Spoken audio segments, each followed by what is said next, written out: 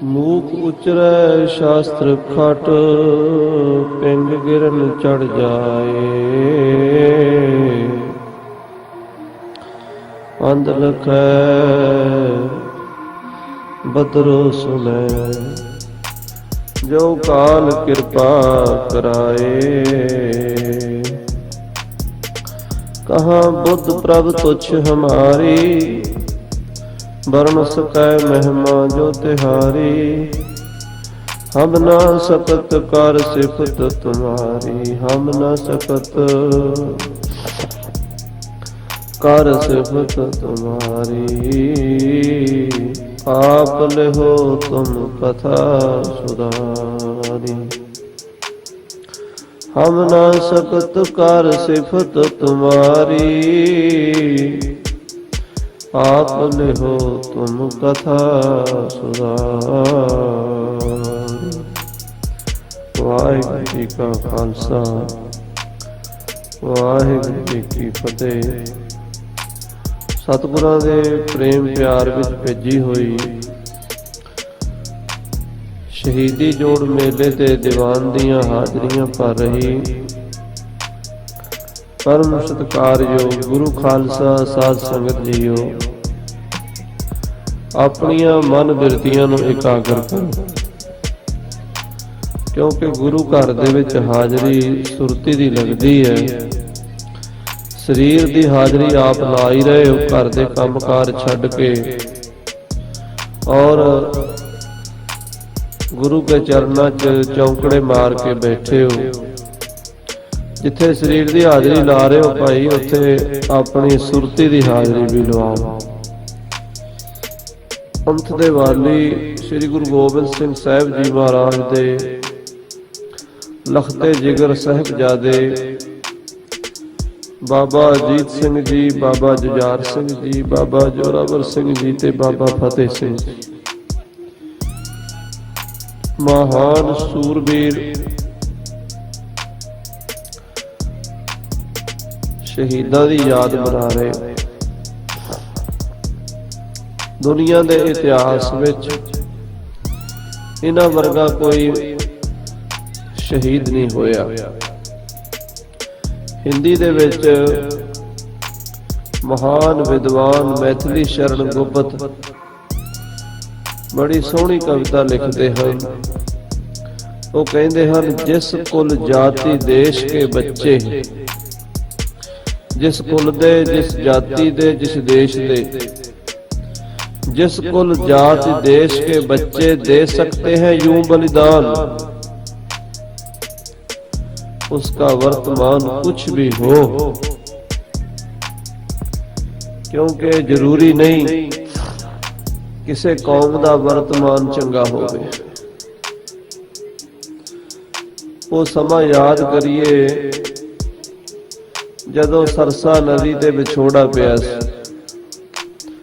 ਉਹ ਸਮਾਂ ਯਾਦ ਕਰੀਏ ਜਦੋਂ ਚਮਕੌਰ ਦੇ ਜੰਗ ਵਿੱਚ ਅੱਖਾਂ ਦੇ ਸਾਹਮਣੇ ਆਪਣੇ ਪੁੱਤਰਾਂ ਦੇ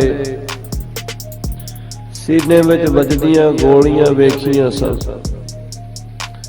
ਉਹ ਸਮਾਂ ਯਾਦ ਕਰੀਏ ਜਦੋਂ ਮਾਛੀਵਾੜੇ ਦੇ ਜੰਗਲਾਂ ਵਿੱਚ ਸੱਚੇ ਪਾਤਸ਼ਾਹ ਨੰਗੇ ਪੈਰੀਂ ਜਾਮਾ ਲੀਰੋ ਲੀਰ ਹੋਇਆ ਤੇ ਮਹਾਰਾਜ ਸੱਚੇ ਪਾਤਸ਼ਾਹ ਇਹ ਗਾ ਰਹੇ ਸਨ, ਮਿੱਤਰ ਪਿਆਰੇ ਨੂੰ ਹਾਲ ਮੁਰੀਦਾਂ ਦਾ ਕਹਿਣਾ, ਤੁਧ ਬਿਨ ਰੋਗ ਰਜਾਈਆਂ ਦਾ ਓਡਣ, ਨਾਗ ਲਿਬਾਸਾਂ ਦੇ ਰਹਿਣਾ।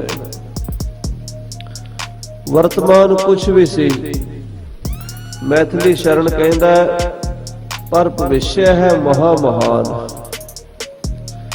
ਉਹਦਾ ਆਉਣ ਵਾਲਾ ਸਮਾਂ, ਉਸ ਕੌਮ ਦਾ ਫਿਊਚਰ ਜਿਹੜਾ ਹੈ ਉਹ ਮਹਾਨ ਹੋਵੇਗਾ। ਵਰਤਮਾਨ ਭਾਵੇਂ ਕਿੰਨੀਆਂ ਕਠਿਨਾਈਆਂ ਵਾਲਾ ਹੋਵੇ, ਉਹ ਸਮਾਂ ਵਰਤਮਾਨ ਵਿੱਚ ਜਦੋਂ ਵਰਤਿਆ ਸੀ ਵਾਕਈ ਕਠਿਨ ਸੀ, ਪਰ ਅੱਜ ਉਸ ਸਮੇਂ ਦੇ ਸਦਕੇ ਅਸੀਂ ਸਰਦਾਰ ਕਹਾਉਂਦੇ ਹਾਂ। ਉਸ ਸਮੇਂ ਦੇ ਸਦਕਾ, ਉਸ ਕੁਰਬਾਨੀ ਦੇ ਸਦਕਾ ਅੱਜ ਸਾਡੇ ਸਿਰਾਂ ਤੇ ਦਸਤਾਰਾਂ ਸੋਭਦੀਆਂ ਹਨ। ਸਾਡਾ 300 ਸਾਲ ਦਾ ਜੋ ਖਾਲਸੇ ਦਾ ਸੂਰਬੀਰਾਂ ਵਾਲਾ ਇਤਿਹਾਸ ਗੁਰੂ ਨਾਨਕ ਸਾਹਿਬ ਤੋਂ ਲੈ ਕੇ 500 ਸਾਲ ਤੱਕ ਦਾ ਆਰਥਿਕ, ਧਾਰਮਿਕ, ਰਾਜਨੀਤਿਕ, ਸੱਭਿਆਚਾਰਕ ਜਿੰਨਾ ਵਿਰਸਾ ਹੈ ਉਹਨਾਂ ਸ਼ਹੀਦੀਆਂ ਦੇ ਕਰਕੇ ਕਾਇਮ ਹੈ। ਅੱਜ ਦਾ ਜੋ ਹਾਲਾਤ ਹੈ, ਖਾਲਸਾ ਜੀ ਦਾਸ ਨੂੰ ਹੁਕਮ ਹੋਇਆ ਸੀ ਕਿ ਕੁਝ ਸਮਾਂ ਦਸ਼ਮੇਸ਼ ਪਿਤਾ ਗੁਰੂ ਗੋਬਿੰਦ ਸਿੰਘ ਸਾਹਿਬ ਜੀ ਦੀ ਬਾਣੀ ਉੱਤੇ ਵਿਚਾਰ ਕਰਨੀ, ਕਿਉਂਕਿ ਕਿਸੇ ਮਹਾਨ ਪੁਰਸ਼ ਦੀ ਅੰਤਮ ਨਿਸ਼ਾਨੀ ਉਸ ਦੇ ਵਿਚਾਰ ਹੁੰਦੇ ਹਨ। ਜਦੋਂ ਕਿਸੇ ਕੌਮ ਦੇ ਕੋਲ ਕਿਸੇ ਮਹਾਤਮਾ ਦੇ, ਕਿਸੇ ਮਹਾਂਪੁਰਸ਼ ਦੇ ਵਿਚਾਰ ਹੋਣ, ਉਹ ਕੌਮ ਜਿਉਂਦੀ ਹੈ, ਉਹਦੇ ਤੋਂ ਮਾਰਗ ਦਰਸ਼ਨ ਲੈਂਦੀ ਹੈ, ਸੇਧ ਲੈਂਦੀ ਹੈ। ਜੇ ਕਿਸੇ ਮਹਾਨ ਪੁਰਸ਼ ਦੇ ਵਿਚਾਰ ਅਲੋਪ ਕਰ ਦਿੱਤੇ ਜਾਣ ਤੇ ਉਸ ਮਹਾਨ ਪੁਰਸ਼ ਦਾ ਅਸਤਿਤਵ ਵੀ ਖਤਮ ਹੋ ਜਾਇਆ ਕਰਦਾ ਹੈ। ਸਾਡੇ ਸਤਿਗੁਰਾਂ ਦੀ ਬਾਣੀ ਹੀ ਸਤਿਗੁਰਾਂ ਦਾ ਅਸਤਿਤਵ ਹੈ। ਭਾਈ ਸਾਹਿਬ ਭਾਈ ਵੀਰ ਸਿੰਘ ਜੀ ਨੇ ਇੱਕ ਗੱਲ ਬੜੀ ਸੋਹਣੀ ਲਿਖੀ ਹੈ। ਉਹਨਾਂ ਦੇ ਕੋਲ ਬੰਗਾਲ ਦੇ ਮਹਾਨ ਵਿਦਵਾਨ ਰਵਿੰਦਰਨਾਥ ਟੈਗੋਰ ਆਇਆ ਕਰਦੇ ਸੀ। ਰਵਿੰਦਰਨਾਥ ਟੈਗੋਰ ਦੇ ਪਿਤਾ ਜੀ ਵੀ ਨਾਲ ਆਇਆ ਕਰਦੇ ਸਨ। ਸ੍ਰੀ ਅੰਮ੍ਰਿਤਸਰ 1 ਮਹੀਨਾ ਰਹਿੰਦੇ ਸਨ ਔਰ ਰਵਿੰਦਰਨਾਥ ਟੈਗੋਰ ਦੇ ਪਿਤਾ ਜੀ ਸ੍ਰੀ ਦਰਬਾਰ ਸਾਹਿਬ ਕੀਰਤਨ ਸੁਣਿਆ ਕਰਦੇ ਸੀ ਰੋਜ਼ਾਨਾ। ਔਰ ਕੀਰਤਨ ਸੁਣਨ ਤੋਂ ਬਾਅਦ ਇੱਕ ਦਿਨ ਉਹਨਾਂ ਨੇ ਭਾਈ ਵੀਰ ਸਿੰਘ ਹੋਰਾਂ ਨੂੰ ਆਖਿਆ कि इस दुनिया में भगवान रामचंद्र जी आए हैं, वो चले गए हैं।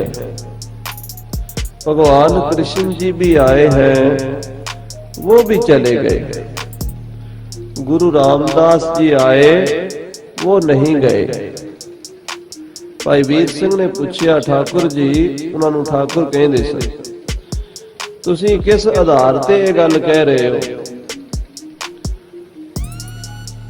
उन्होंने जवाब दिता कि मैं इस गल के आधार ते गल कह रहा कि जदों श्री दरबार साहिब जाईदा है, हरि मंदिर में बैठते हैं, तो हरि मंदिर में जो कीर्तन होता है वो गुरु रामदास जी ही बोल रहे होते हैं।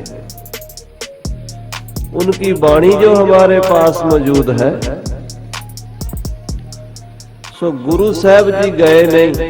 भट्टा ने लिखा ना, सो कौन कहे श्री गुरु मोयो, कौन कहना गुरु जी चले गए? गुरु जी ते हाजर नाजर है। किस तरह? उन्हां दी बाणी हाजर है, पर उस बाणी नूं असीं प्रचार नहीं सके, उस बाणी नूं असीं विचार नहीं सके, उस बाणी नूं असीं पढ़ नहीं सके, पढ़ा नहीं सके। जिन्नी उच्ची पद्धर ते गुरबाणी दा प्रचार करना सी वो नहीं होया, बल्कि अज समा इस मोड़ ते आ पहुंचिया है कि साडी अणगहली दा, साडी ढिल दा फायदा कुछ विरोधी लोग उठा के दसम पातशाह दी बाणी ते किंतु परंतु कर रहे ने। आ पंजाब दी एक अखबार नवी नवी शुरू हुई है, जिन्हों पंथ वालों श्री अकाल तख्त साहिब वालों खारज किया गया, पर वो अखबार रोजाना ही गुरु साहिबां उत्ते, गुरु इतिहास उत्ते, गुरबाणी उत्ते टीका टिप्पणी कर रही है। खास करके दशमेश पिता श्री गुरु गोबिंद सिंह साहिब जी की बाणी उत्ते ऐसा मारू हमला किया जा रहा है। उसका कारण की है? साध संगत जी, दशमेश पिता दी बाणी साडे सारे खालसे पंथ दे इतिहास दी नींह है। जिन्ना विरसा सिख इतिहास दा है, शहीदियां दा है, कुर्बानियां दा है, ओदी पिठ भूमि दसम ग्रंथ है। दसम ग्रंथ पढ़ के चिड़ियां ने बाज मारे हैं। दसम ग्रंथ पढ़ के गिदड़ा ने शेर ललकारे हैं। दसम ग्रंथ पढ़ के कला कला सिख सवा सवा लाख नाल लड़िया है। जिन्हां ने श्री दसम ग्रंथ साहिब की बाणी पढ़ी है, उन्होंने इस गल का पता है कि कितना वीर रस कितना जोश उस बाणी विच महाराज भर दिता है। श्री गुरु गोबिंद सिंह साहब जी ने भारत के लोगों के अंदर जो मजलूमी, जो बेअणखी, बेगैरती की भावना आ चुकी सी, उसनूं दूर करने वास्ते इस बाणी की रचना की। और जदों अमर संचार किया सतगुरां ने, सरबलोह दा बाटा, सरबलोह दा खंडा लैके बीरस वाली बाणी पढ़ी। महान विद्वान भाई रतन सिंह भंगू ने पंथ प्रकाश विच लिखिया है। ये भाई रतन सिंह भंगू कौन सी? भाई मताब सिंह दा पोतरा, जिस मताब सिंह ने मस्से रंगड़ नूं मार के श्री हरमंदर साहिब दी बेअदबी रोकी है, उस मताब सिंह दा पोतरा सी भाई रतन सिंह भंगू। उसने सिख इतिहास की महान पुस्तक पंथ प्रकाश लिखी है।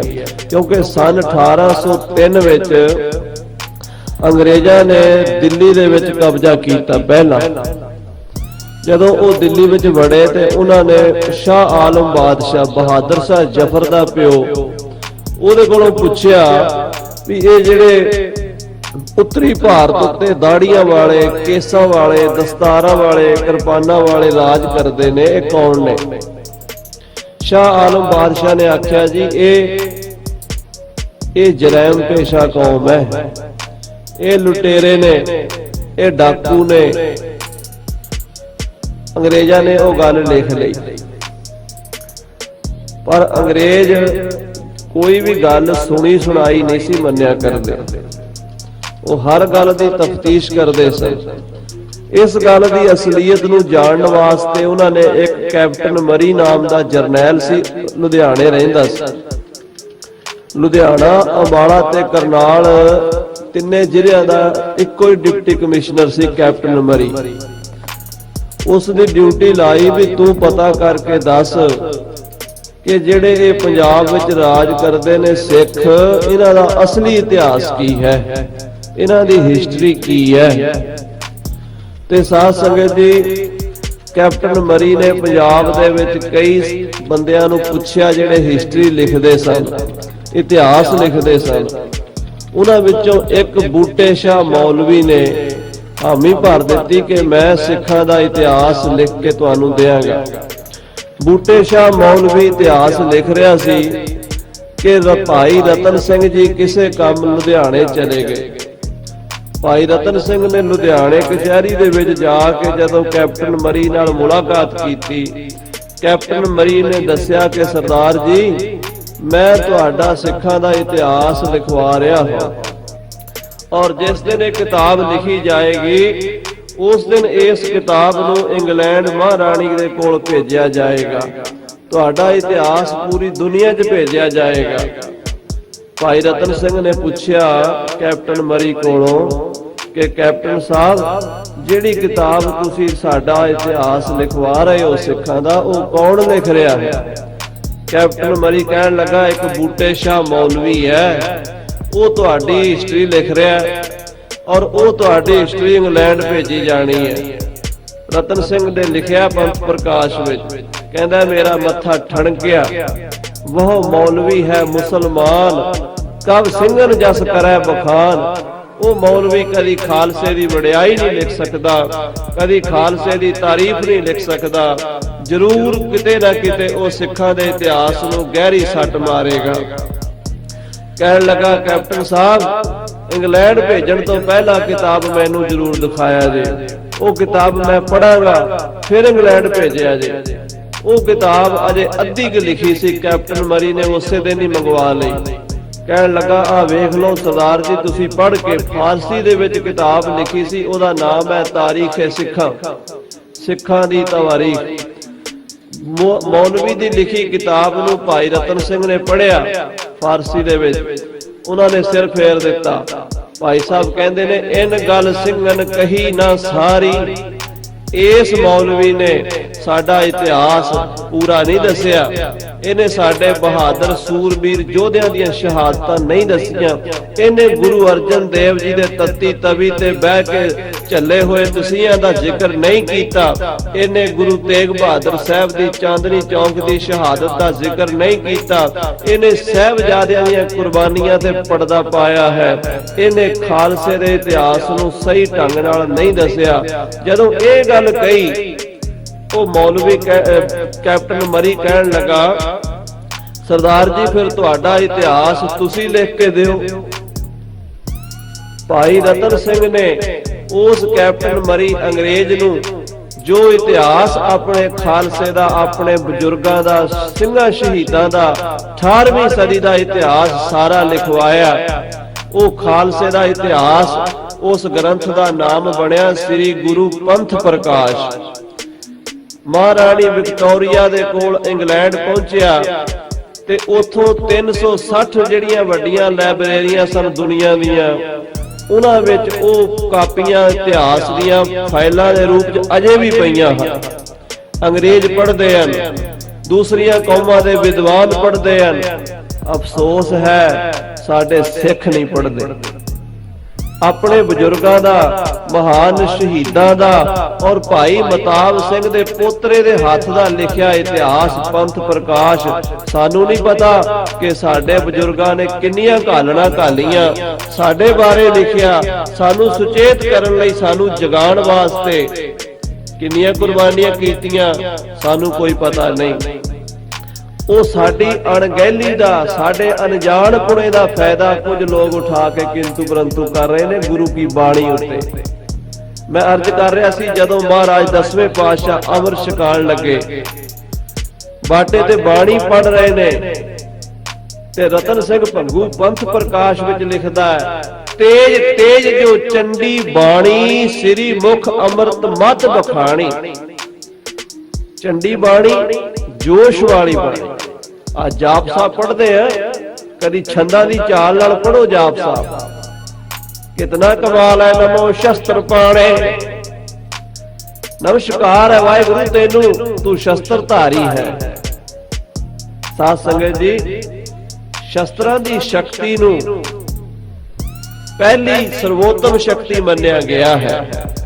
ਇਸੇ ਕਰਕੇ ਤੁਹਾਡੇ ਗੁਰਦੁਆਰਿਆਂ ਦੇ ਵਿੱਚ ਜਿਹੜੇ ਨਿਸ਼ਾਨ ਸਾਹਿਬ ਲੱਗੇ ਨੇ, ਹਿੰਦੂਆਂ ਦੇ ਮੰਦਰਾਂ ਵਿੱਚ ਵੀ ਨਿਸ਼ਾਨ ਲੱਗੇ ਨੇ, ਮੁਸਲਮਾਨਾਂ ਦੀਆਂ ਮਸੀਤਾਂ ਵਿੱਚ ਵੀ ਨਿਸ਼ਾਨ ਹਰੇ ਰੰਗ ਦੇ ਹੈਦਰੀ ਝੰਡੇ ਲੱਗੇ ਨੇ, ਈਸਾਈਆਂ ਦੇ ਗਿਰਜੇ ਵਿੱਚ ਵੀ ਝੰਡਾ ਲੱਗਾ ਹੈ। ਸਾਧ ਸੰਗਤ ਜੀ, ਹਰ ਧਰਮ ਦੇ ਕੋਲ, ਹਰ ਦੇਸ਼ ਦੇ ਕੋਲ, ਹਰ ਕੌਮ ਦੇ ਕੋਲ ਝੰਡਾ ਹੈ, ਪਰ ਐਸੀ ਕੌਮ ਕੋਈ ਨਹੀਂ ਜਿਸ ਕੌਮ ਦੇ ਝੰਡੇ ਤੇ ਖੰਡਾ ਹੋਵੇ। ਦੱਸੋ, ਇੱਕ ਖਾਲਸੇ ਤੋਂ ਇਲਾਵਾ ਕਿਸੇ ਕੌਮ ਦੇ ਝੰਡੇ ਤੇ ਖੰਡਾ ਨਹੀਂ, ਖਾਲਸੇ ਦੇ ਨਿਸ਼ਾਨ ਸਾਹਿਬ ਤੇ ਖੰਡਾ ਹੈ। ਕਦੀ ਵਿਚਾਰ ਕੀਤੀ ਹੈ ਵੀ ਸਾਡੇ ਕੋਲ ਹੀ ਖੰਡਾ ਕਿਉਂ ਹੈ, ਦੂਜਿਆਂ ਕੋਲ ਕਿਉਂ ਨਹੀਂ? ਕਿਉਂਕਿ ਮੇਰੇ ਪਿਤਾ ਗੁਰੂ ਗੋਬਿੰਦ ਸਿੰਘ ਸਾਹਿਬ ਜੀ ਕਹਿੰਦੇ ਨੇ, ਅਸ ਕਿਰਪਾਨ ਖੰਡੋ ਖੜਗ ਤੁਪਕ ਤਵਰਿਆਰ ਤੀਰ, ਸਾਹਿਬ ਸਰੋਹੀ ਸਹਿਤੀ ਯਹ ਹਮਾਰੇ ਪੀਰ। ਜਿਤੇ ਸ਼ਸਤਰ ਨਾਮੰ, ਜਿੰਨੇ ਸ਼ਸਤਰ ਹਨ, ਨਮਸਕਾਰ ਤਾਮੰ, ਉਹਨਾਂ ਨੂੰ ਮੇਰੀ ਨਮਸਕਾਰ ਹੈ। ਬਹਾਦਰ ਸ਼ਾਹ ਨੇ ਆਗਰੇ ਭਰੇ ਦਰਬਾਰ ਚ ਗੁਰੂ ਗੋਬਿੰਦ ਸਿੰਘ ਸਾਹਿਬ ਨੂੰ ਪੁੱਛਿਆ, ਗੁਰੂ ਜੀ ਤੁਸੀਂ ਜ਼ਿੰਦਗੀ ਦੇ ਬੜੇ ਤਜਰਬੇ ਕੀਤੇ ਨੇ, ਤੁਸੀਂ ਬੜੇ ਮਹਾਂਪੁਰਸ਼ ਹੋ, ਮੈਂ ਸੁਣਿਆ ਵੀ ਕੋਈ ਕਰਾਮਾਤ ਹੁੰਦੀ ਹੈ, ਤੁਸੀਂ ਦੱਸੋ ਵੀ ਕਰਾਮਾਤ ਕਿਹੋ ਜਿਹੀ ਹੁੰਦੀ ਹੈ ਤੇ ਕਰਾਮਾਤ ਕੀ ਹੁੰਦੀ ਹੈ? ਹਜ਼ੂਰ 10ਵੇਂ ਪਾਤਸ਼ਾਹ ਸੁਣ ਕੇ ਆਪਣੀ ਜੇਬ 'ਚ ਹੱਥ ਪਾਇਆ ਤੇ ਆਪਣੀ ਜੇਬ ਵਿੱਚੋਂ ਸੋਨੇ ਦੀਆਂ ਮੋਹਰਾਂ ਕੱਢ ਕੇ ਕਹਿਣ ਲੱਗੇ, ਬਾਦਸ਼ਾਹ ਆਹ ਕਰਾਮਾਤ ਹੁੰਦੀ ਹੈ, ਪੈਸਾ ਧਨ ਦੌਲਤ ਕਰਾਮਾਤ ਹੈ। ਜਿਹਦੇ ਕੋਲ ਪੈਸਾ ਹੈ, ਪੈਸੇ ਦੀ ਚਮਕ ਨਾਲ ਕੁਝ ਵੀ ਕਰ ਲੈਂਦਾ ਹੈ। ਕਹਿੰਦਾ ਗੁਰੂ ਜੀ ਇਸ ਕਰਾਮਾਤ ਦਾ ਮੈਨੂੰ ਪਤਾ ਹੈ, ਕਈ ਚੀਜ਼ਾਂ ਐਸੀਆਂ ਨੇ ਜਿਹਦਾ ਸਾਨੂੰ ਪਤਾ ਹੁੰਦਾ ਪਰ ਖਿਆਲ ਨਹੀਂ ਆਉਂਦਾ। ਹੁਣ ਪੈਸੇ ਦਾ ਸਾਨੂੰ ਸਾਰਿਆਂ ਨੂੰ ਪਤਾ ਹੈ, ਪਰ ਪੈਸੇ ਦੀ ਕਰਾਮਾਤ ਕੀ ਹੈ ਇਹਦਾ ਖਿਆਲ ਕਦੀ ਕਦੀ ਆਉਂਦਾ। ਜਦੋਂ ਜੇਬ ਖਾਲੀ ਹੋਵੇ ਉਦੋਂ ਪਤਾ ਲੱਗਦਾ ਵੀ ਪੈਸੇ ਦੀ ਕੀ ਅਹਿਮੀਅਤ ਹੈ। ਜਦੋਂ ਪੈਸਾ ਕੋਲ ਨਾ ਹੋਵੇ ਉਦੋਂ ਬੰਦਾ 10 ਰੁਪਏ ਵਾਸਤੇ ਵੀ ਇੰਨਾ ਕੁਝ ਅੰਦਰ ਪਿਆ ਤੇ ਬਾਹਰ ਲੋਹੇ ਦਾ ਤਾਲਾ ਕਿਉਂ ਲਾਇਆ? ਤੇ ਜਵਾਬ ਇਹ ਆ ਵੀ ਅੰਦਰਲੀਆਂ ਪਈਆਂ ਚੀਜ਼ਾਂ ਨੂੰ ਬਚਾਉਣ ਵਾਸਤੇ ਬਾਹਰ ਲੋਹੇ ਦਾ ਤਾਲਾ ਲਾਇਆ। ਅੰਦਰ ਪਈਆਂ ਚੀਜ਼ਾਂ ਨੂੰ ਸਾਂਭਣ ਵਾਸਤੇ ਕੁੱਤਾ ਰਾਖੀ ਲਈ ਰੱਖਿਆ। ਕਹਿੰਦੇ ਬਾਗ ਦੇ ਵਿੱਚ ਅਮਰੂਦ ਲੱਗੇ ਨੇ, ਸੇਬ ਲੱਗੇ ਨੇ, ਸੰਤਰੇ ਲੱਗੇ ਨੇ, ਬਾਗ ਵਿੱਚ ਬੜੇ ਬੜੇ ਸੋਹਣੇ ਫਲ ਲੱਗੇ ਨੇ, ਪਰ ਬਾਗ ਦੇ ਆਲੇ ਦੁਆਲੇ ਕਿੱਕਰ ਕਿਉਂ ਲਾਏ ਹੋਏ ਨੇ? ਕਹਿੰਦੇ ਕਿੱਕਰ ਆਸ ਪਾਸ ਜਿਉਂ ਬਾਗ ਹੈ, ਭਾਈ ਗੁਰਦਾਸ ਦੀ ਬਾਣੀ। ਕਹਿੰਦੇ ਉਹ ਕਿਉਂ ਹੈ ਬਾਗ ਦੇ ਆਲੇ ਦੁਆਲੇ ਕਿੱਕਰ?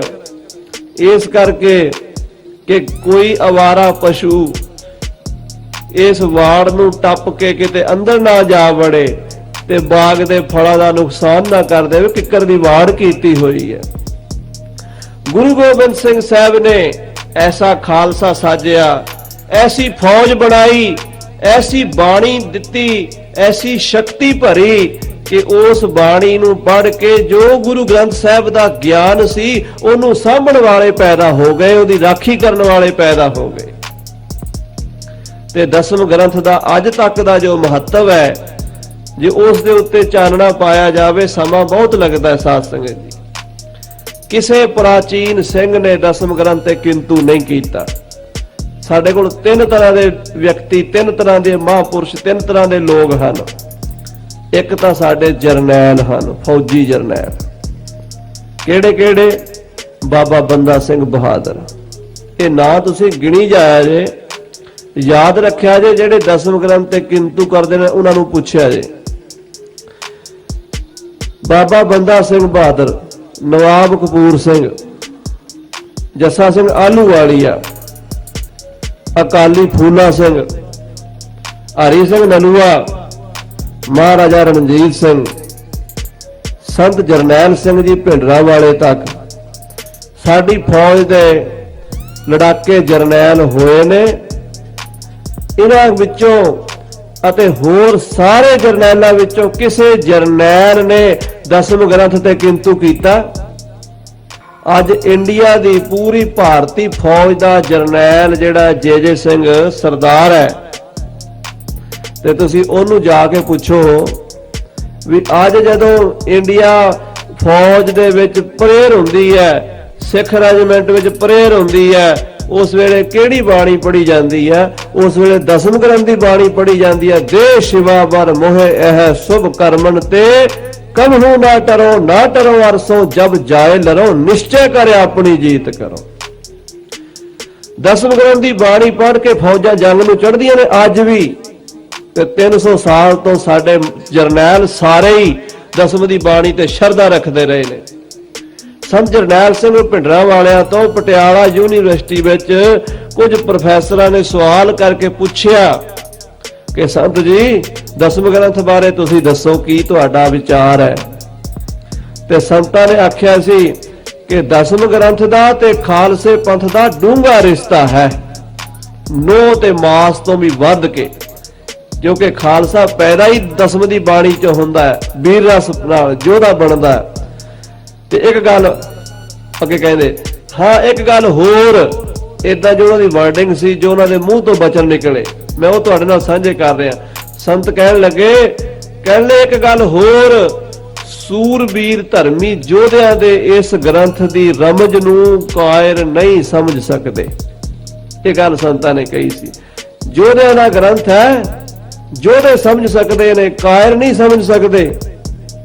ਤੇ ਸਾਧ ਸੰਗਤ ਜੀ, ਦੂਸਰੇ ਇੱਕ ਤਾਂ ਹੋ ਗਏ ਜਰਨੈਲ, ਫੌਜੀ ਜਰਨੈਲ, ਜਿਹੜੇ ਸਾਡੀ ਕੌਮ ਦੀ ਸਮੇਂ-ਸਮੇਂ ਅਗਵਾਈ ਕਰਦੇ ਰਹੇ, ਬਾਬਾ ਬੰਦੇ ਬਹਾਦਰ ਤੋਂ ਲੈ ਕੇ ਅੱਜ ਤੱਕ। ਤੇ ਦੂਜੇ ਨੇ ਵਿਦਵਾਨ, ਸਾਡੀ ਕੌਮ ਦੇ ਵਿਦਵਾਨ, ਸਰਵਪ੍ਰਥਮ ਭਾਈ ਮਨੀ ਸਿੰਘ ਜੀ, ਜਿਨ੍ਹਾਂ ਨੇ ਆਪਣੀ ਕਲਮ ਨਾਲ ਸਾਰਾ ਦਸਮ ਗ੍ਰੰਥ ਲਿਖਿਆ। ਦਸਮ ਗ੍ਰੰਥ ਦੇ ਲਿਖਾਰੀ ਭਾਈ ਮਨੀ ਸਿੰਘ ਜੀ ਨੇ ਲਿਖਿਆ। ਤੇ ਭਾਈ ਮਨੀ ਸਿੰਘ ਜੀ ਨੇ ਲਿਖਿਆ कि खालसा जी जिहड़ी आद बाणी होई है ना गुरु ग्रंथ साहिब दी, ये भगती मई सिखां नूं ज्ञान कराउण वास्ते है, और जिहड़ी दसम दी बाणी है ये खालसे अंदर युद्ध दी भावना भरन वास्ते है। उस तो बाद बाबा दीप सिंह जी, भाई संतोख सिंह जी, ज्ञानी ज्ञान सिंह जी, पंडित तारा सिंह जी नरोत्तम, भाई कान सिंह नाभा, डॉक्टर भाई वीर सिंह, डॉक्टर बलबीर सिंह, डॉक्टर तारण सिंह, प्रोफैसर प्यारा सिंह पदम, अज तक जिन्ने सिख विद्वान ने सारे दे सारे दसम पातशाह दी, दसम ग्रंथ दी बाणी नूं दसम पातशाह दी मनदे ने। उन्हां दी किताबां लिखियां साडे कोल मौजूद ने। तीसरा वर्ग हुंदा महात्मा महापुरुषां दा, दो मैं दस चुका, जरनैलां दा ते साध संगत जी विद्वानां दा। हुण आ गए महापुरुषां दा। साडे पंथ विच बड़े बड़े करनी कमाई वाले संत ब्रह्म ज्ञानी होए ने। बाबा गुदड़ सिंह जी, बाबा अतर सिंह जी मस्तू आने वाले, संत करम सिंह जी होती मरदान वाले, संत गुरबचन सिंह जी भिंडरा वाले, संत सुंदर सिंह जी, मैं किन्हां किन्हां दे नाम लवां, सारे दसम पातशाह दी बाणी ते शरधा रखदे आए ने। अज कुछ लोग जिन्हां ने कदी दसम दी बाणी नहीं पढ़ी, ज्ञानी संत सिंह जी मशकीन दी कथा ITC चैनल ते रोज आउंदी, तुसीं वेखदे हो सुणदे हो, वो रोज ही कही जाते हैं दसम के बारे। भी कई लोग मैनू आके कहन लगे जी तुसी दसम ग्रंथ बारे दसो। मशकीन जी कहंदे भाई ये दस भी तू पढ़िया होया, तू दसम ग्रंथ पढ़िया? नहीं जी मैं तो विचों विचों पंक्तियां सुनिया ने। तुसी किसे जेड़ा भी शंका करने वाला दसम ग्रंथ के उत्ते किंतु करने वाला, किसे नू इक्को ही सवाल पाओ भी तू पढ़िया, तुहानू जवाब मिलेगा नहीं। ते जे कहे पढ़िया ते उन्हें पूछ लो भी पाएंगे है जब ते तुमरे वाला सवैया किथे लिखिया, सगल द्वार को छाड़ के वाला दोहरा किथे लिखिया, चौपाई किथे लिखी है, शस्त्र नाम वाला किथे लिखिया, कोई जवाब नहीं, क्योंकि पढ़िया ही कोई नहीं।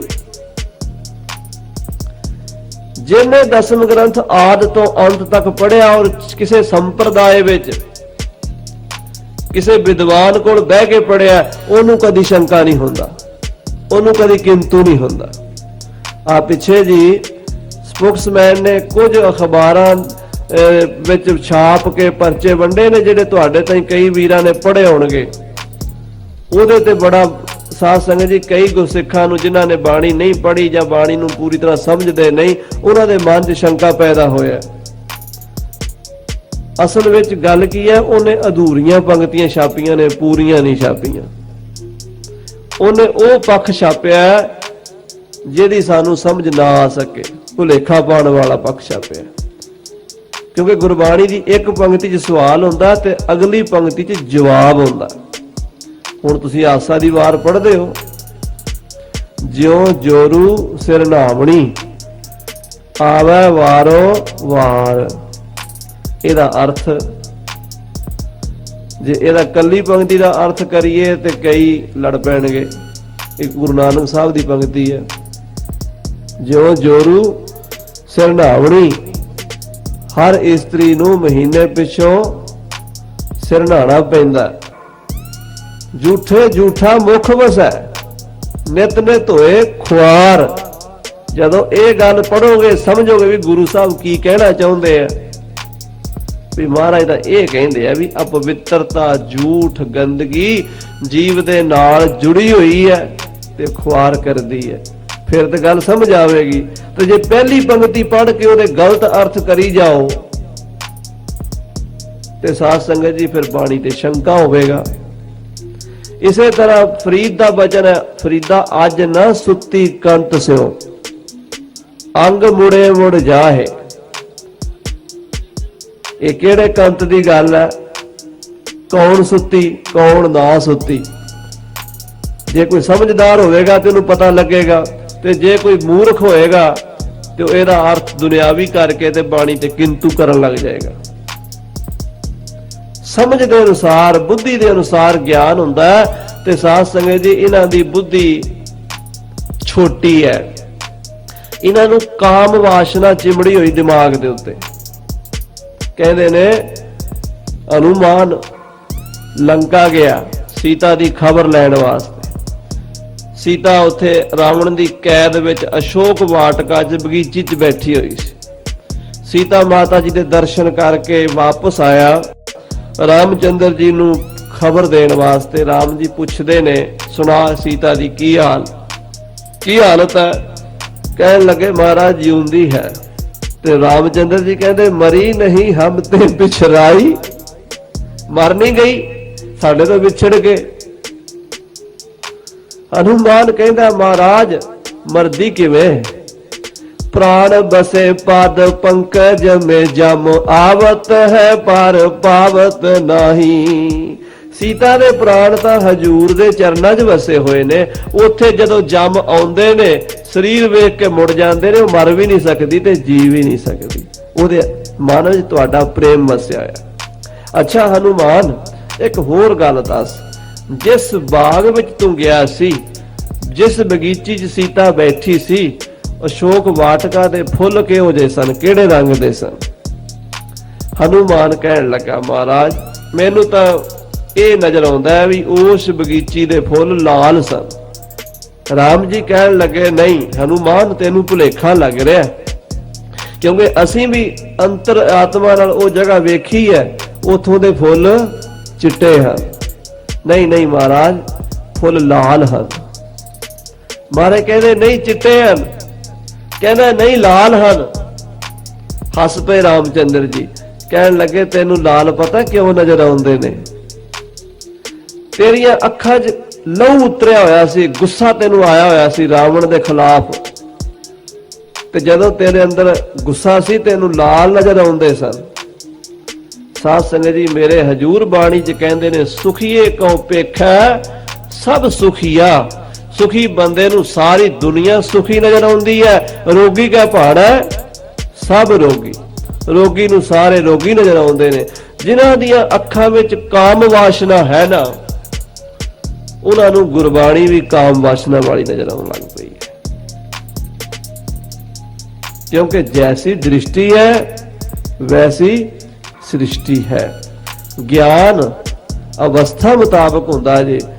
एक बच्चे नू तुसीं ऊड़ा आड़ा सिखा रहे हो, एक बच्चा 5वीं च पढ़ रहा है, वो बच्चों के अगे पहली तो दूजी चौथी 5वीं 10वीं वाले बच्चे अगे जे तुसीं MA की किताब रखोगे उसनू नहीं समझ आएगी। MA की किताब पहली दूजी 5वीं 10वीं वाले नू नहीं समझ आएगी। किते करके वेख लो, जेड़ा BA करके MA च दाखला लवेगा ਉਹਨੂੰ MA ਦੀ किताब समझ आवेगी, फिर भी किसी मास्टर की लोड़ पएगी। देखो सतनाम श्री वाह। ਜਾਂ फिर करके वेख लो, किसी पहली दूजी वाले दे अगे रखो किताब MA ਦੀ, समझ आ जाएगी ਉਹਨੂੰ? बिल्कुल नहीं आती। श्री गुरु ग्रंथ साहब जिन्हों ने नहीं पढ़िया, भाई गुरदास जिन्हों ने नहीं पढ़िया, भाई नंद लाल नूं जिन्हों ने नहीं पढ़िया, वो 10वें ग्रंथ ते किताबां लिखण लग पए ने। उन्होंने की समझ आएगी, की पता लगेगा? आखिर जी ये अश्लील लिखिया होया, ये बंदे दे शरीर दे अंगां बारे लिखिया होया। साध संगत जी ये दसो जेडे लोग किंतु परंतु करते ने, जदों गुरुद्वारे आउंदे ने, मंदिर जांदे ने, किते जांदे धर्म स्थान ते, जेडे साडे शरीर दे अंग ने वो घर रख के आउंदे ने। साडे सिर च अखां भी ने, कन भी ने, नक भी है, हथ भी ने, पैर भी ने, साडे शरीर दे कुछ अंग वो भी ने जेडे असीं ढक के रखने आ, ढक के रखदे आ, पर वो असीं घर रख के नहीं आउंदे, ढक के रखदे आ। क्यों? मर्यादा बनी हुई। गुरु साहब जी ने सानू सारे शरीर बारे ते सारी आत्मक अवस्था बारे ज्ञान देना। हुण डॉक्टरी पढ़ाई जाती है, साडियां बच्चियां नर्स का कोर्स करदियां ने, डॉक्टरी का कोर्स करदियां ने, उत्थे उन्होंने शरीर के सारे अंगां बारे पढ़ाया जाता, सिर तो लैके पैरों तक पढ़ाया जाता कि डॉक्टर बनना, उन्हें कल इलाज करना, सारे अंगां दा करना। ਕਿਹੜੇ ਅੰਗ ਵਿੱਚ ਕਿਹੜੀ ਨਸ ਹੈ, ਕਿਹੜੇ ਅੰਗ ਵਿੱਚ ਕੀ ਨੁਕਸ ਪੈ ਸਕਦਾ, ਸਾਰਾ ਪੜ੍ਹਾਇਆ ਜਾਂਦਾ। ਗੁਰੂ ਗੋਬਿੰਦ ਸਿੰਘ ਸੱਚੇ ਪਾਤਸ਼ਾਹ ਨੇ ਆਪਣੇ ਖਾਲਸੇ ਨੂੰ ਸਾਰਾ ਗਿਆਨ ਦੇਣਾ ਹੈ ਤਾਂ ਕਿ ਖਾਲਸਾ ਹਰ ਪੱਖ ਤੋਂ ਪਰਿਪੂਰਨ ਹੋ ਜਾਵੇ। ਤੇ 405 ਚਰਿੱਤਰ ਲਿਖੇ ਨੇ, ਉਹਦੇ ਵਿੱਚ ਬਹਾਦਰ ਇਸਤਰੀਆਂ ਦੇ ਚਰਿੱਤਰ ਵੀ ਨੇ, ਨਾਰਮਲ ਇਸਤਰੀਆਂ ਦੇ ਚਰਿੱਤਰ ਵੀ ਨੇ, ਕਪਟੀ ਇਸਤਰੀਆਂ ਦੇ ਚਰਿੱਤਰ ਵੀ ਨੇ, ਤੇ 70-80 ਚਰਿੱਤਰ ਬੰਦਿਆਂ ਦੇ ਵੀ ਨੇ। ਸਾਰੇ ਚਰਿੱਤਰ ਔਰਤਾਂ ਦੇ ਨਹੀਂ। ਜਿੱਥੇ ਬੰਦਿਆਂ ਦੇ ਚਰਿੱਤਰ ਨੇ ਉੱਥੇ ਇਤ ਸ੍ਰੀ ਚਰਿੱਤਰੋ ਪਖਿਆਨੇ ਪੁਰਖ ਚਰਿੱਤਰੇ ਲਿਖਿਆ ਹੋਇਆ। ਜਿੱਥੇ ਇਸਤਰੀ ਦਾ ਚਰਿੱਤਰ ਹੈ ਉੱਥੇ ਇਤ ਸ੍ਰੀ ਚਰਿੱਤਰੋ ਪਖਿਆਨੇ ਤ੍ਰਿਆ ਚਰਿੱਤਰੇ ਲਿਖਿਆ ਹੋਇਆ। ਪੜ੍ਹ ਕੇ ਵੇਖੋ 10 ਗ੍ਰੰਥ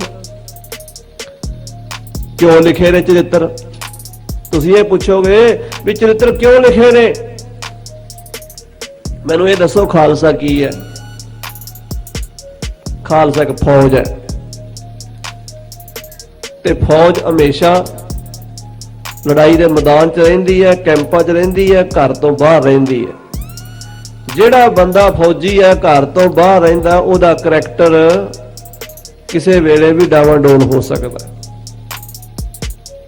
ਆ ਜਿਹੜੀ ਸਭ ਤੋਂ ਵੱਡੀ ਵਰਲਡ ਦੀ ਲੜਾਈ ਛਿੜੀ ਹੋਈ ਹੈ ਇਸ ਟਾਈਮ ਲਾਦੇਨ ਦੀ ਤੇ ਅਮਰੀਕਾ ਦੀ ਹੈ। ਲਾਦੇਨ ਤੇ ਅਮਰੀਕਾ ਦੀ ਲੜਾਈ ਦੀ ਭੂਮਿਕਾ ਕੀ ਹੈ ਇਹ ਸਮਝ ਲਓ। ਪਹਿਲਾਂ ਅੱਜ ਤੋਂ 15 ਸਾਲ ਪਹਿਲਾਂ ਮੱਕੇ ਦੇ ਵਿੱਚ ਅਰਬ ਦੇ ਵਿੱਚ ਅਮਰੀਕਾ ਦੀਆਂ ਫੌਜਾਂ ਆਈਆਂ ਸੀ, ਅਰਬ ਸਰਕਾਰ ਨੇ ਮੰਗਾਈਆਂ ਸੀ। ਤੇ ਜਦੋਂ ਉਹ ਫੌਜੀ ਉੱਥੇ ਬੈਠੇ ਰਹੇ 2-3 ਸਾਲ ਬੈਠੇ ਰਹੇ, 4 ਸਾਲ ਬੈਠੇ ਰਹੇ, ਤੇ ਜਿਹੜੇ ਅਰਬ ਦੀਆਂ ਔਰਤਾਂ ਸਨ, ਮੁਸਲਮਾਨ ਔਰਤਾਂ, ਉਹ ਉੱਥੋਂ ਦੀ ਸਰਕਾਰ ਨੇ ਉਹਨਾਂ ਫੌਜੀਆਂ ਨੂੰ ਦਿੱਤੀਆਂ। ਜਦੋਂ ਉਹ ਲਾਦੇਨ ਨੇ ਵੇਖੀਆਂ ਤੇ ਉਹਦੇ ਮਨ 'ਚ ਇਹ ਭਾਵਨਾ ਆਈ ਵੀ ਇਹ ਜਿਹੜੇ ਫੌਜੀ ਹਨ ਅਮਰੀਕਾ ਦੇ ਸਾਡੇ ਦੇਸ਼ ਵਿੱਚ ਆ ਕੇ ਸਾਡੇ ਧਰਮ ਸਥਾਨਾਂ ਦੀ ਬੇਅਦਬੀ ਕਰ ਰਹੇ ਨੇ, ਤੇ ਲੜਾਈ ਛਿੜ ਗਈ। ਗੁਰੂ ਗੋਬਿੰਦ ਸਿੰਘ ਨੂੰ ਵੀ ਪਤਾ ਸੀ ਕਿ ਮੇਰਾ ਖਾਲਸਾ ਫੌਜ ਹੈ ਤੇ ਕਿਤੇ ਮੇਰੇ ਖਾਲਸੇ ਨੂੰ ਕੋਈ ਇਹੋ ਜਿਹਾ ਜਾਲ ਪਾ ਕੇ ਆਪਣੇ ਚਰਿੱਤਰ ਤੋਂ, ਆਪਣੇ ਕਰੈਕਟਰ ਤੋਂ ਥੱਲੇ ਨਾ ਗੇਰ ਦੇਵੇ। 405 ਚਰਿੱਤਰ ਲਿਖ ਕੇ ਸਾਵਧਾਨ ਕਰਦਿਆਂ ਹੋਇਆ 20ਵੇਂ ਚਰਿੱਤਰ 'ਚ ਪਹਿਲਾਂ ਹੀ ਲਿਖ ਦਿੱਤਾ, ਸੁਧ ਜਬ ਤੇ ਹਮ ਧਰੀ ਬਚਨ ਗੁਰ ਦਏ ਹਮਾਰੇ, ਕਿ ਜਦੋਂ ਦੀ ਮੈਂ ਹੋਸ਼ ਸੰਭਾਲੀ ਹੈ ਮੇਰੇ ਪਿਤਾ ਗੁਰੂ ਤੇਗ ਬਹਾਦਰ ਨੇ ਮੈਨੂੰ ਸਿੱਖਿਆ ਦਿੱਤੀ ਹੈ, ਸੁਧ ਜਬ ਤੇ ਹਮ ਧਰੀ ਬਚਨ ਗੁਰ ਦਏ ਹਮਾਰੇ, ਪੂਤ ਇਹ ਪਰਨ ਤੋਹੇ, ਪੁੱਤਰ ਤੈਨੂੰ ਸਹੁੰ ਲੱਗੇ ਮੈਂ ਤੈਨੂੰ ਪਰਨ ਕਰਾ ਰਿਹਾ, ਪੂਤ ਇਹ ਪਰਨ ਤੋਹੇ ਪ੍ਰਾਣ ਜਬ ਲਗ ਘਟ ਥਾਰੇ, ਜਿੰਨਾ ਚਿਰ ਤੂੰ ਜਿਉਂਦਾ ਰਹੇ ਪੁੱਤਰ ਇੱਕ ਗੱਲ ਦਾ ਖਿਆਲ ਰੱਖੀ, ਨਿਜ ਨਾਰੀ ਕੇ ਸਾਥ ਨਿਤ ਤੁਮ ਨੇ ਬੜਈਓ, ਪਰ ਨਾਰੀ ਕੀ ਸੇਜ ਭੂਲ ਸੁਪਨੇ ਹੁਨ ਜਈਓ। ਆਪਣੀ ਪਤਨੀ ਧਰਮ ਪਤਨੀ ਹੈ, ਇਸ ਤੋਂ ਇਲਾਵਾ ਵੱਡੀਆਂ ਮਾਵਾਂ ਨੇ, ਬਰਾਬਰ ਦੀਆਂ ਭੈਣਾਂ ਨੇ, ਛੋਟੀਆਂ ਧੀਆਂ ਨੇ, ਵੇਖ ਪਰਾਈਆਂ ਚੰਗੀਆਂ ਮਾਵਾਂ ਭੈਣਾਂ ਧੀਆਂ ਜਾਣੇ। ਤੇ ਗੁਰੂ ਗੋਬਿੰਦ ਸਿੰਘ ਨੇ ਇਹ ਬਚਨ 20ਵੇਂ ਚਰਿੱਤਰ 'ਚ ਲਿਖੇ ਨੇ। ਔਰ ਜਿਹੜੀ ਤੁਸੀਂ ਅੰਮ੍ਰਿਤ ਦੀ ਬਾਣੀ ਪੜ੍ਹਦੇ ਹੋ, ਹਮਰੀ ਕਰੋ ਹਾਥ ਦਾ ਰੱਛਾ, ਪੂਰਨ ਹੋਏ ਚਿੱਤ ਕੀ ਇੱਛਾ, ਜਿਹੜੀ ਅੰਮ੍ਰਿਤ ਤੇ ਵੀ ਪੜ੍ਹੀ ਜਾਂਦੀ ਹੈ, ਸਵੇਰ ਦੇ ਨਿਤਨੇਮ 'ਚ ਵੀ ਪੜ੍ਹੀ ਜਾਂਦੀ ਹੈ, ਤੇ ਸ਼ਾਮ ਨੂੰ ਰਹਿ ਰਾਸ ਦੇ ਵਿੱਚ ਵੀ ਰੋਜ਼ ਹਰਿਮੰਦਰ ਸਾਹਿਬ ਤੋਂ ਟੀਵੀ ਤੇ ਸੁਣਦੇ ਹੋ, ਹਮਰੀ ਕਰੋ ਹਾਥ ਦਾ ਰੱਛਾ, ਪੂਰਨ ਹੋਏ ਚਿੱਤ ਕੀ ਇੱਛਾ। ਉਹ 405ਵਾਂ ਚਰਿੱਤਰ ਹੀ ਹੈ ਲਾਸਟ। ਕਹਿੰਦੇ ਨਹੀਂ ਜੀ, ਅੱਗੋਂ ਫਿਰ ਦੇਖੋ ਅੱਗੋਂ ਦੇ ਅੱਗੇ ਚਲੀ ਜਾਂਦੇ, ਕਹਿੰਦੇ ਨਹੀਂ ਜੀ ਕੁਝ ਬਾਣੀ ਨੂੰ ਤੇ ਅਸੀਂ ਮੰਨਦੇ ਆ ਵੀ ਗੁਰੂ ਗੋਬਿੰਦ ਸਿੰਘ ਦੀ ਹੈ, ਥੋੜੀ ਬਾਣੀ ਕਹਿੰਦੇ ਉਹਨਾਂ ਦੀ ਹੈ, ਥੋੜੀ ਨਹੀਂ ਹੈ। ਮੈਂ ਉਹਨਾਂ ਨੂੰ ਇੱਕ ਸਵਾਲ ਪੁੱਛਿਆ, ਮੈਂ ਕਿਹਾ ਇਹ ਦੱਸੋ ਇੱਕ ਮੁਰਗੀ ਆਂਡਾ ਦੇਵੇਗੀ ਜਾਂ ਮੀਟ ਦੇਵੇਗੀ? ਜਾਂ ਤਾਂ ਮੁਰਗੀ ਤੋਂ ਆਂਡਾ ਲੈ ਲਓ ਤੇ ਜਾਂ ਉਹਦਾ ਮੀਟ ਬਣਾ ਲਓ। ਹੁਣ ਮੁਰਗੀ ਆਂਡਾ ਵੀ ਦੇਈ ਜਾਵੇ, ਅੱਧੀ ਮੁਰਗੀ ਆਂਡਾ ਦੇਵੇ, ਅੱਧੀ ਮੁਰਗੀ ਦੀ ਆਪਾਂ ਸਬਜ਼ੀ ਖਾਈਏ, ਏਦਾਂ ਨਹੀਂ ਨਾ ਹੋ ਸਕਦਾ। ਇਹਦਾ ਸੰਸਕ੍ਰਿਤ ਜਦੋਂ ਨਿਆਏ ਪੜ੍ਹਾਏ ਜਾਂਦੇ ਆ ਨਾ, ਉੱਥੇ ਇਹ ਨਿਆਏ ਆਉਂਦਾ, ਅਰਧ ਯਰਤ ਕਾ ਨਿਆਏ।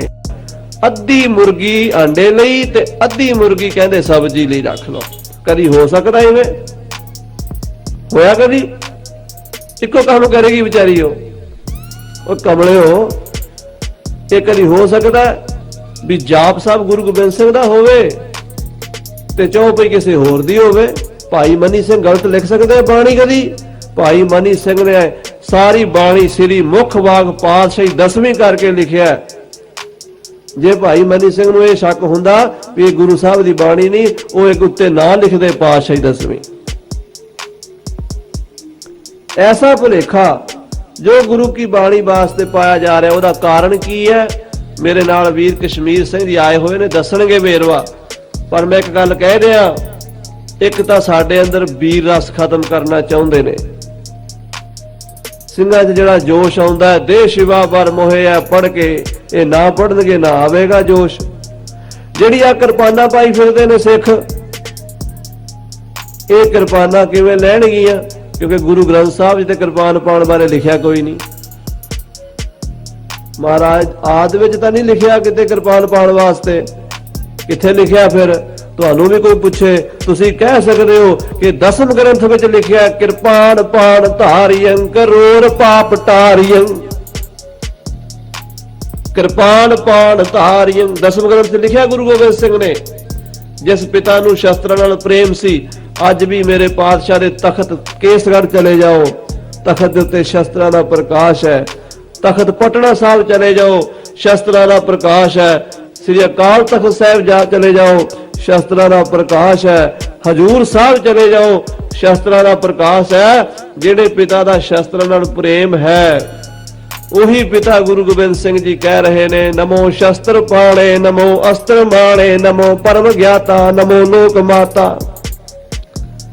ਆਖੇ ਜੀ ਜਾਪ ਸਾਹਿਬ ਨੂੰ ਮੰਨਦੇ ਅਸੀਂ, ਪਰ ਇਹ ਜਿਹੜੀ ਭੋਗ ਵਿਲਾਸ ਵਾਲੀ ਬਾਣੀ ਹੈ ਨਾ, ਕਿਹੜੀ ਕਹਿੰਦੇ ਤ੍ਰਿਆ ਚਰਿੱਤਰ ਨਹੀਂ ਮੰਨਦੇ। ਮੈਂ ਕਿਹਾ ਜਾਪ ਸਾਹਿਬ 'ਚ ਵੀ ਲਿਖਿਆ ਭੋਗ ਵਿਲਾਸ ਬਾਰੇ। ਕਹਿੰਦੇ ਕਿੱਥੇ? ਮੈਂ ਕਿਹਾ ਨਮੋ ਭੋਗ ਭੋਗੇ। ਉਹ ਪਰਮੇਸ਼ਰ ਭੋਗੀਆਂ ਦੇ ਭੋਗੀ ਵੀ ਹੈ, ਕਿਉਂਕਿ ਨਹੀਂ ਹੈ? ਨਮੋ ਭੋਗ ਭੋਗੇ, ਭੋਗੀਆਂ ਵਿੱਚ ਭੋਗੀ, ਜੋਗੀ ਅੰਦਰ ਜੋਗੀਆ, ਤੂੰ ਭੋਗੀ ਅੰਦਰ ਭੋਗੀਆ। ਰੱਬ ਕਿਹਦੇ 'ਚ ਨਹੀਂ ਵਸਦਾ? ਰੱਬ ਜੋਗੀ 'ਚ ਵੀ ਵਸਦਾ ਹੈ, ਰੱਬ ਭੋਗੀ 'ਚ ਵੀ ਵਸਦਾ ਹੈ। ਫਿਰ ਕਹਿੰਦੇ ਜੀ ਅਸੀਂ ਕੁਦਰਤ ਨੂੰ ਮੰਨਦੇ ਆ। ਮੈਂ ਕਿਹਾ ਫਿਰ ਕੁਦਰਤ ਨੂੰ ਮੰਨ ਲਓ। ਕੁਦਰਤ ਨੇਕੀਆਂ, ਕੁਦਰਤ ਬਦੀਆਂ। ਜਿੰਨੀ ਨੇਕੀ ਹੋ ਰਹੀ ਹੈ ਦੁਨੀਆ 'ਚ ਉਹ ਵੀ ਕੁਦਰਤ ਹੈ, ਔਰ ਜਿੰਨੀ ਬਦੀ ਹੋ ਰਹੀ ਹੈ ਉਹ ਵੀ ਕੁਦਰਤ ਹੈ। ਮਹਾਰਾਜ ਸੱਚੇ ਪਾਤਸ਼ਾਹ ਸਾਨੂੰ ਬਦੀ ਵੱਲੋਂ ਹਟਾ ਕੇ ਨੇਕੀ ਦੇ ਰਾਹ ਪਾਉਣਾ ਚਾਹੁੰਦੇ ਨੇ। ਤੁਸੀਂ ਬਦੀ ਵੱਲ ਜਾਣਾ ਚਾਹੁੰਦੇ ਹੋ? ਇਹ ਦੱਸੋ। ਜਿਹੜੇ 70 ਚੈਨਲ ਟੀਵੀ ਦੇ ਚੱਲ ਰਹੇ ਨੇ, ਉੱਥੇ ਗੰਦਾ ਨਾਚ ਹੋ ਰਿਹਾ, ਅਸ਼ਲੀਲਤਾ। ਪਿਓ ਵੀ ਕੁਰਸੀ ਤੇ ਬਹਿ ਕੇ ਵੇਖੀ ਜਾਂਦਾ, ਧੀ ਵੀ ਵੇਖੀ ਜਾਂਦੀ, ਭੈਣ ਭਰਾ ਵੀ ਵੇਖੀ ਜਾਂਦੇ, ਮਾਂ ਪੁੱਤਰ ਵੇਖੀ ਜਾਂਦੇ। ਤੁਹਾਨੂੰ ਉਹ ਕਿਉਂ ਨਹੀਂ ਨਜ਼ਰ ਆਉਂਦਾ? ਇਹਨੂੰ ਬੰਦ ਕਰਾਓ ਟੀਵੀ ਚੈਨਲਾਂ ਨੂੰ। ਕਦੀ ਨਹੀਂ ਬੋਲਦੇ ਉਹਦੇ ਖਿਲਾਫ। ਗੁਰਬਾਣੀ ਦੇ ਖਿਲਾਫ ਕਿਉਂ ਬੋਲਦੇ ਨੇ? ਇਸ ਕਰਕੇ ਕਿ ਸਿੱਖਾਂ ਦਾ ਗੁਰੂ ਕੀ ਬਾਣੀ ਤੇ ਨਿਸ਼ਚਾ ਉੱਠ ਜਾਵੇ, ਅੰਮ੍ਰਿਤ ਛਕਣਾ ਛੱਡ ਦੇਣ, ਕਿਰਪਾਨਾਂ ਪਾਣੀਆਂ ਛੱਡ ਦੇਣ, ਦਾੜੀ ਕੇਸਾਂ ਨੂੰ ਤਿਆਗ ਦੇਣ, ਸਿੱਖੀ ਖਤਮ ਹੋ ਜਾਵੇ। ਪਰ ਇਹ ਸੁਪਨੇ ਲੈਣੇ ਛੱਡ ਦੇਣ। ਅਬਦਾਲੀ ਵੀ ਖਾਲਸੇ ਨੂੰ ਖਤਮ ਕਰਨ ਆਇਆ ਸੀ, ਆਪ ਖਤਮ ਹੋ ਗਿਆ। ਮੀਰ ਮੰਨੂ ਆਇਆ ਸੀ, ਨਹੀਂ ਰਿਹਾ। ਲਖਪਤ ਰਾਏ ਕਹਿੰਦਾ ਸੀ ਇੱਕ ਖੱਤਰੀ ਨੇ ਧਰਮ ਚਲਾਇਆ, ਮੈਂ ਖੱਤਰੀ ਇਸ ਧਰਮ ਨੂੰ ਖਤਮ ਕਰਾਂਗਾ। ਲੱਖੂ ਪਾਪੀ ਵੀ ਨਹੀਂ ਰਿਹਾ, ਇਹ ਵੀ ਕੋਈ ਨਹੀਂ ਰਹਿਣੇ। ਪਰ ਖਾਲਸਾ ਜੀ ਮੇਰੀ ਇੱਕ ਬੇਨਤੀ ਹੈ, ਗਿਲਾ ਆਪਣਿਆਂ ਨਾਲ ਹੈ। ਉਹ ਕਹਿੰਦਾ ਗਿਲਾ ਮੌਤ ਸੇ ਨਹੀਂ, ਹਮੇ ਆਪਣੋਂ ਨੇ ਮਾਰਾ। ਬਗਾਨੇ ਮਾਰਦੇ ਨੇ ਕੋਈ ਗੱਲ ਨਹੀਂ, ਜਦੋਂ ਆਪਣੇ ਮਾਰਨ ਲੱਗ ਜਾਣ। ਕੁਰਾਨ ਸ਼ਰੀਫ ਦੇ ਵਿੱਚ ਗੱਲ ਸੂਰਤ ਅਲ ਬਕਰਾ, ਕੁਰਾਨ ਦੀ ਪਹਿਲੀ ਸੂਰਤ ਹੈ। ਜਿਵੇਂ ਆਪਾਂ ਗੁਰੂ ਗ੍ਰੰਥ ਸਾਹਿਬ ਦਾ ਪ੍ਰਕਾਸ਼ ਕਰੀ ਤੇ ਜਪਜੀ ਸਾਹਿਬ ਪਹਿਲਾ, ਕੁਰਾਨ ਦੀ ਜਿਹੜੀ ਪਹਿਲੀ ਸੂਰਤ ਹੈ ਉਹਦੇ 'ਚ ਗੱਲ ਲਿਖੀ ਹੈ। ਉਹ ਕਹਿੰਦੇ ਆਹ ਜਿਹੜੀ ਕਿਤਾਬ ਹੈ ਇਹ ਖੁਦਾ ਦੀ ਕਿਤਾਬ ਹੈ, ਅੱਲਾ ਦੀ ਕਿਤਾਬ ਹੈ। ਐ ਇਨਸਾਨ ਤੂੰ ਇਹਨੂੰ ਸਮਝ, ਇਹਨੂੰ ਵਿਚਾਰ, ਇਹਦੇ ਅਨੁਸਾਰ ਅਮਲ ਕਰ, ਤੇਰਾ ਭਲਾ ਹੋਵੇਗਾ। ਇਹ ਖੁਦਾ ਦਾ ਗਿਆਨ ਹੈ, ਇਹ ਪ੍ਰਮਾਤਮਾ ਦਾ ਗਿਆਨ ਹੈ। ਕਹਿੰਦੇ ਪਰ ਜਿਨ੍ਹਾਂ ਬੰਦਿਆਂ ਦੀ ਅਕਲ ਤੇ ਖੁਦਾ ਨੇ ਮੋਹਰ ਲਾ ਦਿੱਤੀ ਹੈ, ਸੀਲ ਕਰ ਦਿੱਤੀ ਹੈ, ਜਿਨ੍ਹਾਂ ਦੇ ਕੰਨਾਂ ਤੇ ਅੱਖਾਂ ਤੇ ਪੱਟੀ ਬੰਨ੍ਹ ਦਿੱਤੀ ਹੈ, ਉਹ ਨਾਸਤਕ ਲੋਕ ਇਸ ਕਿਤਾਬ ਨੂੰ ਨਹੀਂ ਮੰਨਣਗੇ। ਦੂਜੇ ਕਿਸਮ ਦੇ ਬੰਦੇ ਨਾਸਤਕ ਲੋਕ ਇਸ ਕਿਤਾਬ ਨੂੰ ਨਹੀਂ ਮੰਨਣਗੇ, ਦਾ ਵਿਰੋਧ ਕਰਨਗੇ। ਉਹਨੇ ਆਖਿਆ ਸੁਣ ਲਓ ਐ ਮੋਮਨੋ, ਤੀਜੀ ਕਿਸਮ ਦੇ ਬੰਦੇ ਵੀ ਹੋਣਗੇ ਜਿਹੜੇ ਤੁਹਾਨੂੰ ਆਖਣਗੇ ਕਿ ਅਸੀਂ ਇਸ ਕਿਤਾਬ ਨੂੰ ਮੰਨਦੇ ਆ। ਸੂਰਤ ਅਲ ਬਕਰਾ ਦੀ ਤੀਜਾ ਪੈਰਾ ਹੈ। ਕਹਿੰਦੇ ਇਸ ਕਿਤਾਬ ਨੂੰ ਅਸੀਂ ਮੰਨਦੇ ਆ, ਪਰ ਉਧਰ ਜਾ ਕੇ ਸ਼ੈਤਾਨ ਨੂੰ ਕਹਿਣਗੇ ਅਸੀਂ ਉਸ ਕਿਤਾਬ ਨੂੰ ਕੋਈ ਨਹੀਂ ਮੰਨਦੇ, ਅਸੀਂ ਤੇ ਐਵੇਂ ਉਹਨਾਂ ਨਾਲ ਮਖੌਲ ਹੀ ਕਰਦੇ ਆ। ਅਸੀਂ ਸਾਧ ਸੰਗਤ ਜੀ ਆ ਤੀਜਿਆਂ ਵਿੱਚ ਖੜੇ ਆ। ਅਸੀਂ ਕਹਿ ਰਹੇ ਆ ਕਿ ਅਸੀਂ ਗੁਰੂ ਗ੍ਰੰਥ ਸਾਹਿਬ ਨੂੰ ਮੰਨਦੇ ਆ, ਅਸੀਂ ਗੁਰੂ ਦਸਮ ਗ੍ਰੰਥ ਨੂੰ ਮੰਨਦੇ ਆ, ਪਰ ਜੇ ਸਾਨੂੰ ਕੋਈ ਪੁੱਛੇ ਤੁਸੀਂ ਪੜ੍ਹਿਆ, ਪਾਠ ਕੀਤਾ, ਬਾਣੀ ਜਪੀ ਹੈ, ਸਾਡੇ ਕੋਲ ਨੰਨਾ ਹੀ ਹੈ, ਹਾਂ ਤੇ ਕੋਈ ਨਹੀਂ, ਸਾਡੇ ਕੋਲ ਟਾਈਮ ਕੋਈ ਨਹੀਂ ਜੀ, ਸਾਡੇ ਕੋਲ ਸਾਨੂੰ ਪੜ੍ਹਨਾ ਆਉਂਦਾ ਨਹੀਂ ਜੀ, ਸਾਡੀਆਂ ਮਜਬੂਰੀਆਂ ਨੇ। ਸਾਧ ਸੰਗਤ ਜੀ ਅਸੀਂ ਗ੍ਰੰਥੀ ਸਿੰਘਾਂ ਦਾ ਇਹ ਜੁਮਾ ਸਮਝ ਲਿਆ ਵੀ ਉਹ ਪੜ੍ਹਨ, ਅਸੀਂ ਪੈਸੇ ਦੇ ਦਿਆਂਗੇ, ਪਾਠ ਦਾ ਫਲ ਸਾਨੂੰ ਮਿਲ ਜਾਏਗਾ। ਪਰ ਮਹਾਰਾਜ ਕਹਿੰਦੇ ਨਹੀਂ, ਪ੍ਰਭ ਬਾਣੀ ਸ਼ਬਦ ਸੋ ਭਾਖਿਆ, ਗਾਵੋ ਸੁਣੋ ਪੜੋ ਨਿਤ ਭਾਈ, ਗੁਰਪੂਰਾ ਤੂੰ ਰਾਖਿਆ। ਜੇ ਦੋ ਪੰਕਤੀਆਂ ਵੀ ਰੋਜ਼ ਪੜੋ ਤੇ ਸਾਰੀ ਜ਼ਿੰਦਗੀ 'ਚ ਬੜੀ ਬਾਣੀ ਪੜੀ ਜਾਂਦੀ ਹੈ। ਦੋ ਪੰਕਤੀਆਂ ਕੰਠ ਕਰੋ, ਬੜੀ ਬਾਣੀ ਕੰਠ ਹੋ ਜਾਂਦੀ ਹੈ। ਬਾਬਾ ਰਾਮ ਸਿੰਘ ਜੀ ਨਾਮਧਾਰੀ ਦੀਆਂ ਚਿੱਠੀਆਂ ਪੜ੍ਹੀਆਂ ਨੇ, ਉਹ ਇੱਕ ਚਿੱਠੀ 'ਚ ਲਿਖਦੇ ਨੇ, ਸਿੰਘੋ ਬਾਣੀ ਕੰਠ ਕਰਿਆ ਕਰੋ। ਇੱਕ ਕਹਿਣ ਲੱਗਾ ਮਹਾਰਾਜ ਮੈਨੂੰ ਬਾਣੀ ਕੰਠ ਨਹੀਂ ਹੁੰਦੀ, ਮੀਆਂ ਸਿੰਘ ਉਹਦਾ ਨਾਂ ਸੀ। ਬਾਬਾ ਰਾਮ ਸਿੰਘ ਜੀ ਕਹਿੰਦੇ ਮੀਆਂ ਸਿੰਘ ਤੈ ਜੋ ਆਖਦਾ ਹੈ ਬਾਣੀ ਕੰਠ ਨਹੀਂ ਹੁੰਦੀ, ਸੋ ਕਾਹੇ ਤੇ ਕੰਠ ਨਹੀਂ ਹੁੰਦੀ। ਜੇ ਦੋ ਪੰਕਤੀਆਂ ਵੀ, ਦੋ ਅੱਖਰ ਵੀ ਰੋਜ਼ ਕੰਠ ਕਰੇ ਤਾਂ ਰੋਜ਼ ਬਹੁਤ ਬਾਣੀ ਕੰਠ ਹੋ ਜਾਂਦੀ ਹੈ। ਅਸੀਂ ਬਾਣੀ ਤੋਂ ਟੁੱਟੇ ਹੋਏ ਆ। ਜੈ ਤਨ ਬਾਣੀ ਵਿਸਰ ਜਾਏ, ਜਿਉ ਪੱਕਾ ਰੋਗੀ ਵੀ ਲਾਏ। ਆਪਣੇ ਬੱਚਿਆਂ ਨੂੰ ਬਾਣੀ ਨਾਲ ਜੋੜੋ। ਆਦ ਤੇ ਦਸਮ ਦੀ ਬਾਣੀ ਸਤਿਕਾਰਯੋਗ ਹੈ, ਉਹੀ ਸਤਿਕਾਰ ਕਰਨਾ ਜਿਹੜਾ ਆਦ ਗੁਰੂ ਗ੍ਰੰਥ ਸਾਹਿਬ ਦਾ ਕਰਦੇ ਆ, ਦਸਮ ਦਾ ਵੀ ਉਸੇ ਤਰ੍ਹਾਂ ਕਰਨਾ। ਜਿਹੜਾ ਕੋਈ ਆ ਕੇ ਭੁਲੇਖੇ ਪਾਵੇ ਵੀ ਇਹਦੇ 'ਚ ਇਹ ਲਿਖਿਆ ਉਹ ਲਿਖਿਆ, ਸਾਧ ਸੰਗਤ ਜੀ ਉਹਨੂੰ ਕਹੋ ਵੀ ਤੂੰ ਪੜ੍ਹਿਆ, ਤੁਹਾਨੂੰ ਜਵਾਬ ਮਿਲੇਗਾ ਕੋਈ ਨਹੀਂ। ਜਿਹਨੇ ਪੜ੍ਹਿਆ ਨਹੀਂ ਉਹਦੀ ਗੱਲ ਕੀ ਮੰਨਣੀ ਹੋਈ।